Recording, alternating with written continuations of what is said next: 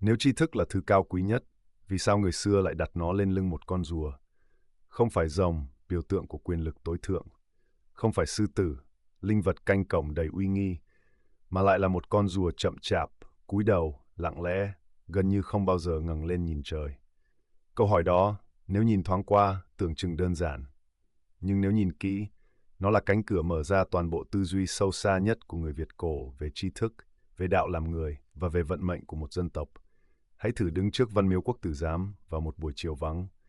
Gió lùa qua những hàng cây cổ thụ, tiếng bước chân vang nhẹ trên nền gạch cũ. Trước mắt bạn là những tấm bia đá ghi danh những người đỗ đạt cao nhất của đất nước suốt hàng trăm năm. Và bên dưới mỗi tấm bia luôn là một con rùa. Không bay, không gầm, không phô trương, chỉ lặng lẽ gánh. Ít ai tự hỏi, rùa đang gánh điều gì? Là tên tuổi, là vinh quang, hay là một thứ nặng hơn rất nhiều? Người Việt xưa tin rằng tri thức không phải để nâng người học lên cao hơn người khác.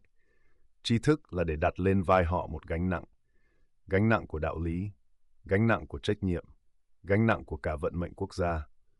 Trong văn hóa phương Đông, rùa là một linh vật đặc biệt. Nó sống lâu, nó bền bỉ, nó không hấp tấp. Nhưng quan trọng nhất, rùa là loài duy nhất mang cả ngôi nhà của mình trên lưng. Đi đến đâu cũng mang theo gánh nặng ấy, không bỏ xuống, không trốn tránh. Người xưa nhìn rùa và thấy ở đó hình ảnh của người quân tử. Người học thật sự không phải là người nói nhiều, khoe chữ hay tìm cách leo cao. Người học là người chấp nhận cúi đầu để gánh. Bia đá ở Văn Miếu không chỉ để vinh danh, nó là lời nhắc nhở. Tên của anh được khắc vào đá, nghĩa là từ giây phút đó anh không còn sống cho riêng mình. Lời nói của anh có thể ảnh hưởng đến triều đình. Quyết định của anh có thể làm dân khổ hay no. Một chữ viết sai, một điều hiểu lệch, có thể khiến cả vùng đất loạn lạc. Bởi vậy, tri thức được đặt lên lưng rùa. Vì tri thức không dành cho những kẻ muốn bay cao, mà dành cho những người đủ bền để gánh lâu. Nếu để ý kỹ, bạn sẽ thấy rùa đội bia luôn cúi đầu, không ngẩng lên trời như rồng, không nhìn thẳng như sư tử. Cái cúi đầu đó không phải hèn, đó là sự tự biết mình nhỏ bé trước đạo lý lớn hơn. Người càng học sâu, càng phải cúi thấp. Trong Nho giáo có một câu rất ít người nhắc tới, học để hành đạo, không phải học để cầu danh. Văn Miếu không phải là nơi thờ sự thông minh, nó là nơi thờ đạo học. Và đạo học thì luôn đi kèm với trách nhiệm. Không phải ngẫu nhiên mà rùa gắn liền với nước. Nước trong văn hóa Việt là nguồn sống, nhưng cũng là sức mạnh có thể cuốn trôi tất cả. Người có tri thức mà không có đạo, giống như nước lũ không bờ. Càng mạnh, càng nguy hiểm. Rùa, chậm, nặng, vững là thứ giữ cho dòng nước ấy không phá nát đất đai. Người xưa sợ nhất không phải người dốt. Họ sợ người học cao nhưng lệch đạo. Bởi người dốt chỉ hại mình, còn người học sai có thể hại cả xã hội. Đó là lý do vì sao Văn Miếu không dựng tượng người thật, không tạc hình Trạng Nguyên, Bảng Nhãn, chỉ có bia đá và rùa, vô danh, lặng lẽ nhưng trường tồn. Rùa không mang mặt người, vì tri thức không thuộc về một cá nhân, nó thuộc về dòng chảy của lịch sử. Người học chỉ là kẻ gánh tạm trong một giai đoạn. Khi họ rời đi, gánh nặng ấy lại truyền cho người khác. Trong truyền thuyết Việt, rùa còn gắn với thần Kim Quy, linh vật trao gươm cho vua Lê Lợi, rồi lại đòi lại khi đất nước yên bình. Thông điệp ở đây rất rõ, quyền lực và tri thức chỉ được trao khi cần thiết, và khi sứ mệnh kết thúc phải trả lại. Ai giữ mãi sẽ gặp họa. Tri thức cũng vậy.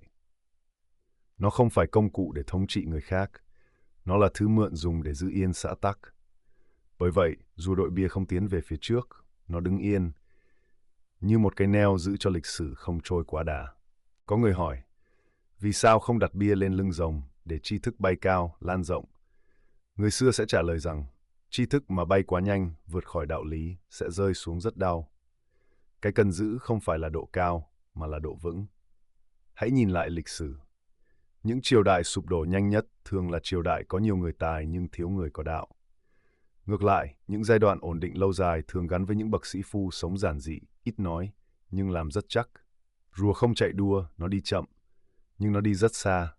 Và quan trọng hơn, nó không bỏ gánh giữa đường. Ở Văn Miếu, rùa không nhìn về phía vua, nó cũng không quay lưng lại với dân. Nó nhìn ngang, nhìn vào khoảng trống. Khoảng trống đó chính là hậu thế, là những người đến sau, những người đứng trước bia đá và tự hỏi, mình học để làm gì? Nếu học để hơn người khác, thì rùa không dành cho bạn. Nếu học để gánh việc nước, thì rùa đang chờ. Tri thức trong văn hóa Việt không phải ánh sáng chói lòa. Nó là ngọn lửa nhỏ, cháy lâu, không rực nhưng không tắt.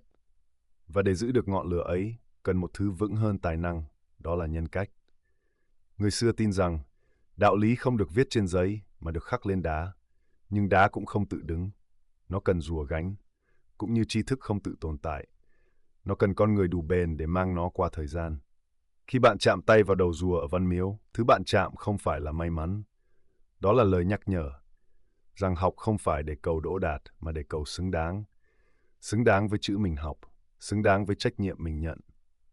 Rùa không biết mình vĩ đại, nó chỉ biết gánh, và chính điều đó làm nó trở nên vĩ đại. Nếu hôm nay bạn hỏi vì sao tri thức lại đặt lên lưng rùa, thì có lẽ bạn đã đứng đúng chỗ rồi. Bởi câu hỏi đó chỉ xuất hiện khi người ta bắt đầu nghi ngờ những giá trị bề mặt và tìm xuống tầng sâu hơn. Và có thể người xưa không cần bạn trả lời câu hỏi đó. Họ chỉ cần bạn nhớ rằng càng học cao, gánh càng nặng, càng hiểu nhiều, càng phải sống cẩn trọng. Văn Miếu không dạy bạn cách thành công. Nó dạy bạn cách không làm sụp đổ những gì thế hệ trước đã gây dựng. Nếu bạn thấy những câu chuyện như thế này khiến bạn nhìn văn hóa Việt bằng một con mắt khác, hãy follow và subscribe kênh YouTube này. Ở đây, chúng tôi không kể lại truyền thuyết như sách giáo khoa, mà cùng bạn giải mã những lớp nghĩa sâu nhất ẩn sau biểu tượng quen thuộc. Mỗi lượt theo dõi của bạn là một cách giúp những câu chuyện cổ tiếp tục được gánh đi xa hơn, giống như con rùa lặng lẽ dưới bia đá suốt hàng trăm năm qua.